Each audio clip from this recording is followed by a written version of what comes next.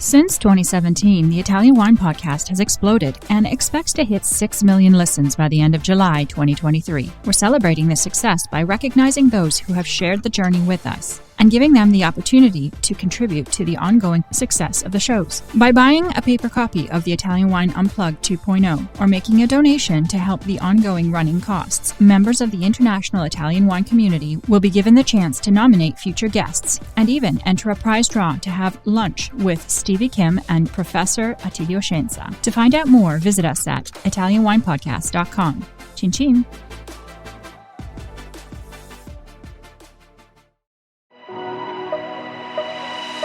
Welcome to Masterclass US Market with me, Juliana Colangelo. This show has been designed to demystify the US market for Italian wineries through interviews with experts in sales and distribution, social media, communications, and so much more. We will quiz each of our esteemed guests at the end of each episode to solidify the lessons that we've learned. So sharpen your pencils, get out your notebooks, and join us each week to learn more about the US market.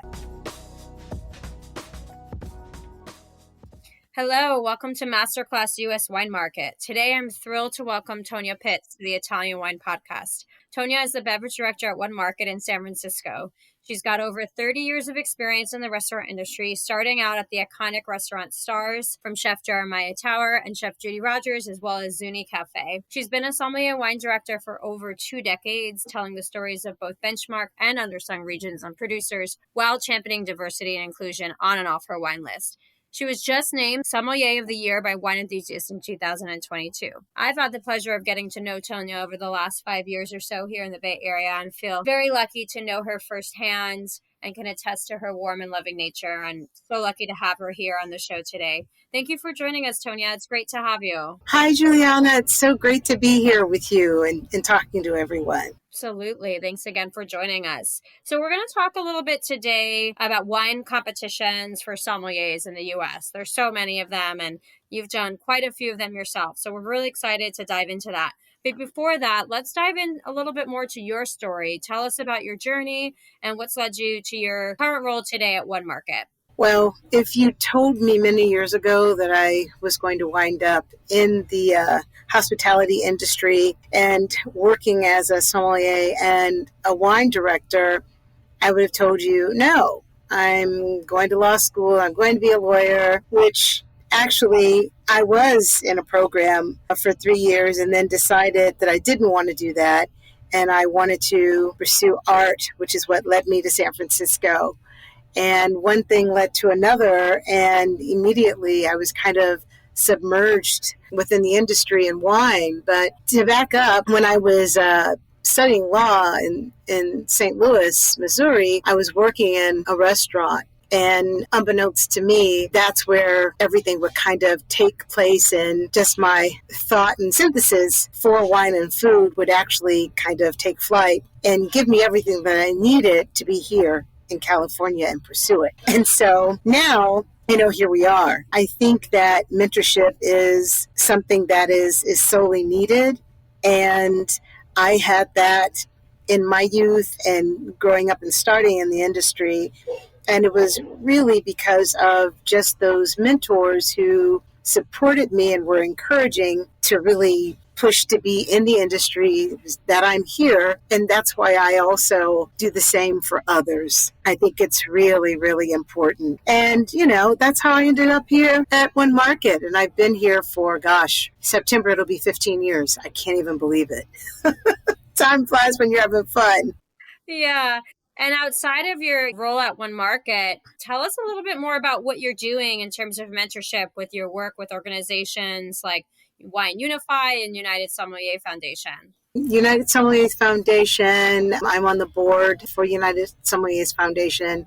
We have started a lot of programs to help within our community, not just those that were financial help via crisis, which actually started during COVID, but we're also offering now seminars that on just lifestyle, things that we need as a community, financial knowledge, as well as career knowledge, those that are ready to make a career change. So those are 2 seminars that were just held within the last 2 months with Wine Unify, Amplify, which actually Welcome, Elevate, and Amplify are the 3 pillars of that organization. Welcoming. If you are thinking about getting into wine, have your toes dipped in, but need some support, need some mentorship, need glassware, wine, the financials to be able to take the certifications, that's all something that is offered to you. Elevate. Elevate when you are in the industry but need a little bit more help with that and more mentorship. There's Elevate. Amplify are those of us that have been in the industry for a long time but do need all those other aspects as well, because you never stop learning, right? Right. So it's very multifaceted in terms of supporting people from the beginning of their wine careers and then through the more advanced stages as well. Absolutely. It's really, really important. And, you need it all the way through. We all through. Everyone has someone that they look up to or lean on and ask advice of. It doesn't matter what your stature is within the community. It's something that we all offer to each other. Yeah, absolutely. So, Tonya, in this episode, we want to continue talking about that role of mentorship, but in the context of how sommeliers engage with wine competitions and promotions, which are another form of education for sommeliers in the U.S. market. Tonya, you've been a judge in these competitions, most recently the Sicilian Wine Maestro competition for wines of Sicily, but also promoted in many of these promotions and competitions yourself. So for today's masterclass, our 3 key takeaways are: number 1, how can sommelier competitions engage U.S. trade in a particular region? Number 2, what are the different formats that work for these regional promotions? And then finally, number 3, how do we make these promotions and programs more inclusive in the U.S. market? So we're really excited to talk to you about these things today. So, first things first, talk to us a little bit about your own experience with sommelier competitions and promotions. Which ones have you participated in yourself? Any promotions that have been particularly memorable? Tell us a little bit about your experience. Well, as I think back, it has been so long since I've participated within a competition myself. It's been many years. But what I usually have done quite recently before the Sicilian competition was judging wine. And within that, we don't always see a lot of diversity there as well. But most recently with the Sicilian Wine Maestro competition, which this is actually the second year that we've done that, it allows you and gives you the opportunity to take the knowledge that you have and use it to your ability to see how you, as a litmus for how you test up against others within our community, but it's also a lot of fun. There's a part of all of us that has this gene of being competitive, and that allows that to kind of come through. It's almost like sparring a little bit, but I also think what it enables everyone to do is to just bone up on their knowledge, because you never stop learning, right? But it's an excuse to continue learning and to learn more, and just to take a subject and a region and an area and focus on it for a period of time. And you may find in doing so that it may actually wind up being your strong suit, and taking that and becoming a scholar for that particular region. Now, I know that there are those of us who have gone through and gotten certifications and all of that. And then there are those of us that have been in the industry a long time and are just super knowledgeable, and people come to us for our expertise. There's also that as well. But what's been really awesome to see is that no matter where someone is in life within their journey, if they have the experience and the knowledge, they are welcome to participate. And I just think that's awesome and amazing. And it's also, less intimidating as well, because I think a lot of folks feel that, I have the knowledge and some of the experience, but I don't have the certifications to back me up. So therefore, I'm not going to participate. And especially this last time, I had people that reached out to me and said just that. And I encouraged them to actually participate. Yeah, because maybe biting off one region at a time too might feel more approachable than something like a course through the court or through WSET, where you have to retain information about the entire winemaking world. With these regional competitions, you can become that master of one specific area, right? Yep, absolutely. And then you figure out what you really like. You can taste so much wine and know that you like a particular varietal, but then when you kind of dive in, because there's so much that's attached to that. There's the story and the history of the people, history of the land, and how it came to be and what's happening now. There's also culture, lifestyle, there's food, there's travel, all of that goes along with it, right? And sometimes, it's not always about a cash reward, right? Within winning, sometimes it's just about the cultural experience that you have to be able to journey to that particular space and place, especially if you have never, gone before. Where there's a lot of us, we've studied for lifetimes, but have not been able to do all of the travel because it's quite expensive. And this allows us the opportunity to be able to do that and be shown the best of the best and everything in between on those journeys. Yeah, and I think those trips are a way to really make a region stand out and become even more memorable in the minds of the recipients of that trip or those engaged in that trip. And, on that note, there's a lot of regions in the U.S. promoting their wines of XYZ, right? We've seen so many competitions and promotions. How do you think a region can really stand out in the U.S. market for the sommelier audience today? What can they do to really stand out with their competition or their promotion for the trade?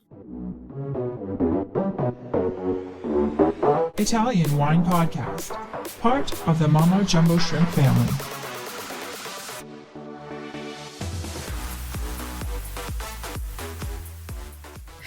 I think what we have to remember is that in the end, we are all storytellers. And in being storytellers, that is how we enable our guest or the client to be able to take that journey with us. So if you haven't been there, haven't really dived into the region, into the wines that are there, into the culture, how can you disseminate and pass that along to someone? The best way to be able to do that is to actually go there and be there. The next best thing is being able to sit through a super detailed tasting and seminar where you're almost transported to that place. That's another really good way to do things as well, because I know that it does get quite expensive to put everybody on a plane, pay for airfare, pay for a place to stay. It's almost works really well if you do something like Wines of Australia did several years ago. They came up with an idea called Decant It, and they basically brought Australia on the road into certain regions. And it was as though you were transported to Australia. The winemakers were here, the wines were here. It was over 3 days, and it was a submersion. And I think something like that works well. I would love to see more people do something like that. And what do you think it was about Wine Australia promotion that was especially successful in immersing the audience to the region and making you, like you said, really feel like they brought Australia to this market? Like, what did they do particularly well? So, as I said, it's all about storytelling. It's all about the culture and the lifestyle. We had roundtable discussions, whereas it was almost as though it really was. They were storytelling. They gave us the backstory of the region and how certain regions came to be. We found out about the plant matter that was bought. We were able to taste the foods and the spices and the wines. This was all over 3 days, and it was absolutely amazing. The other thing is that while we were inside for some of this, we were also outdoors for some of it, which I think made a difference as well, being out in the sunshine and the elements to really kind of give you a sense of being somewhere else and in another place and in another space. Right. And that's unique too and memorable to have it outside. I think they held that in Lake Tahoe, didn't they? Yes, they did. Yeah. So, I mean, that's a much more unique space than being in a hotel conference room or, even a restaurant, right? To be somewhere outdoors and somewhere where you're a bit more removed to really be able to focus on the subject matter. So I love that example. I think that's a really good example to think about. When we think about the format for these sommelier competitions, regional promotions, you talked about these seminars, these roundtables, discussions with winemakers. Are there any other formats that you've either seen done or would like to see done in these promotions that you think would be especially effective? I just finished with a think tank called Arini Global, which is a think tank for fine wine. And each year, they invite 60 wine professionals from around the globe to join them in these discussions about different issues within fine wine, whether it's production, climate change. My roundtable was actually on education now and the future of education. I would almost like to see something like that happen. And a piece of that is that these discussions take place in different wineries and different places. And so you're able to taste the wines from the region, have a one-on-one with the winemaker, and actually be in this place and touch the land as well. And I love how they've done that, how they've been able to do that. Last year, we were in South Africa for this same roundtable, and that's how they did it. And I just thought it was just super, super unique in the way that they have done things. And I think that's maybe possibly a model that could be used for wine competitions within the sommelier community as well. Yeah, I like that idea a lot. The more open discussions, roundtables, think tanks, getting people more engaged, right, in the conversations around the stories. Like you said, it all comes back to storytelling for this audience and giving the trade the real stories around your region and your particular wine that they can translate to their audience and to their customers, right? Yeah. At the end of the day, it's sales. And how do you sell? You sell through being able to tell a story about the product, about the region, about the people. It comes in bite-sized pieces. You have to know the audience that's in front of you as well. Definitely. And giving them the right information. Yeah, exactly. We spoke a little earlier about your work with Wine Unify and United Somm Foundation. How do you think the regions that are in the U.S. market doing these regional promotions and sommelier competitions can work to make the participant groups more diverse and get more people from different backgrounds involved in these programs? Well, I think that they have to make sure that they're reaching out to the appropriate and the best channels. One source that I think is really great that we don't always talk about is Black Wine Professionals, which is actually a directory that was started and put together by Julia Cooney. And it actually holds and lists all of the BIPOC professionals, Black professionals that are in the United States as well as Canada. I believe she may also have international folks in it as well. And I actually really think that other people should do the same. How can people find you and know who you are and what you're doing if, they don't know? Because for a long time, it was all kind of word of mouth and trying to connect people in that way, either by telephone, by an email, but for a long time, there were those of us that knew of each other but had never met, right? Yeah, during COVID, that all kind of changed because everyone had to stop, right?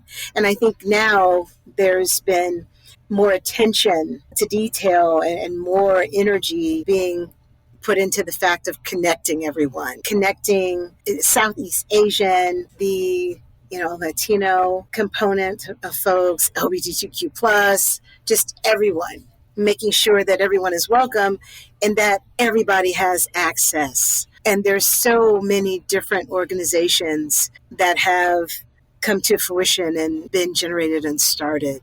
There's a new one every couple of months, because people want to be heard and listened to, and they want to feel welcome. And they want to have a safe space. So, I mean, organizations like Black Wine Professionals, Hispanics in Wine, regions, tapping into those networks and making sure that they're sharing the information and promoting through those networks that have created these safe and inclusive spaces for people from different backgrounds in the wine industry. That feels like a really important way for regions to engage with different audiences. I think it's very important, but I also think that not all of those regions know about these organizations. I know I've had conversations with some people and they have no idea. So the next thing is, how do we get the word out to, there's hundreds of regions that, have societies that are looking for new and other demographics to be able to sell their wines and be in other markets. And that's a way to tap in, go to the source. And this podcast is just one small start of that, hopefully getting, the word out there of these organizations, at least to our Italian wine regions and those of us working in Italian wines. So keep spreading the word and hopefully we'll get more awareness around the great work that those organizations are doing. Tonya, I also just want to talk a little bit as we wrap up, a little bit more about the wine competitions, because you mentioned earlier that you've been a judge for many regional wine competitions. I know you recently worked with the Wines of Loire. So talk to us a little bit about those wine competitions. What role do you think they play for our trade audiences? When we all come together to do these things, there is strength in numbers. We come away from these competitions that we do. Need they be, sparring competitions or judging competitions, and we go back into our environments and back into our communities and talk about the work that we've done, the wines that we've tasted when we're able to. And in doing so, we're spreading the word about those particular regions and those particular wines and giving people another opportunity to learn and to taste something different. For me, it's something that I keep saying is that when we came out of the pandemic and COVID, people were taken out of their comfort zones and were given an opportunity to learn about a lot of different regions, a lot about different wines, different beverages, period. And we need to continue to ride that wave of curiosity. And that's what I'm calling it, the wave of curiosity. Whereas we had less people being curious. Now we have a lot more people being curious because they were pulled out of their comfort zone. And that's not to say they don't go back to their old favorites, because they do. It's just like when a new restaurant opens up, the new hot spot, what do? You want to go, you want to enjoy it. You want to have a good time. You want to experience what they have to offer, right? But at the end of the day, you still go back to your old favorites. But now you have someplace else to go to add to the favorites. Yeah, and something else in the case of a sommelier to add to your repertoire, depending on your audience, right, and what they're looking for. So giving sommeliers the tools, the information to better sell these wines is so critical and important, like we've been talking about. Yeah. Well, the only way to do that is to actually taste it as well. Because if you know about the wines, you know about the regions, but if you've never tasted them, that's a handicap as well. You need to make sure that people are able to taste the wines and not just, the benchmarks that have the higher price tag that are the scarcity wines as well. They need to be able to taste everything. Well, right. We're seeing a lot, the proliferation of this more kind of fast casual or more casual dining atmosphere that still has a wine program. They're going to be looking obviously for wines for volume and for a different price point than our fine dining experiences. So showing those different ranges, I think, is really important as well. But we have to also remember that everyone that's buying wine now, and I don't like to say that it's, millennials or Gen Z. I like to think of it as being much more global and all-encompassing. People are drinking less, but they're drinking better, and they're drinking more of the better. But that's not to say that they don't have something super simple and quaffable as an everyday drinking wine just to have with a meal, as our friends in Europe and other places do. They have that as well. You've got both sides of the coin on that one. And I think we need to remember that. Yeah, That's a really, really good reminder. Well, Tonya, we're wrapping up. We could talk all day and for hours, as we know, but I want to make sure we get to our rapid fire quiz, which we do at the end of every episode of the podcast to really hammer home some of our key takeaways and the lessons that we learned from you today. So if you can do your best, please, to answer these questions in around one sentence or less, that would be lovely. So, number one, how can sommelier competitions and promotions engage U.S. trade in a particular region? Make themselves more available. Question number two, what formats for sommelier competitions and promotions do you think are most successful? Those that are much more engaging, where you allow people to be themselves and bring themselves to the table and allow for creativity to show off their knowledge. I love that. Absolutely. And finally, number three, how can regions and wine regions make these sommelier promotions and competitions more inclusive? Making sure that they get the information out to all people within our communities, within the wine communities, which is pretty vast, but there's ways to do it. And there's channels to go through. What most people are using now is, of course, Instagram and TikTok, which I know is not always super exciting for people, but we are a content driven society now, and that's the way to get it out there. Content. Yeah. And like you said earlier, people have gone beyond their comfort zones, are spending a lot more time online connecting with one another, including in the trade and in the sommelier community. So I think those platforms and social media platforms are vital for reaching this audience in today's day and age. Absolutely. Well, Tonya, thank you so much for joining us today on the Italian Wine Podcast to talk a little bit more about sommelier competitions. Would love to have you back in the future to talk about all things wine and life and maybe art and law as well. But thank you so much for being here today to join us. How can our followers connect with you? My handle on Instagram is Noir Sommelier, and you can also type in my name, which is Dame Tonya Pitts at Instagram.com. And then there's also a website, Tonya Pitts at TonyaPitts.com. And you can also come and see me at One Market Restaurant here in San Francisco if you are in San Francisco, California. It's at any given point in time. I'm pretty much always here. I'm a staple. I love that. Thank you, Tonya. And hopefully we can see you soon in Italy as well. That would be amazing. All right, Tonya. Well, thank you again for being here with us today on the Italian Wine Podcast. Thanks so much, Juliana.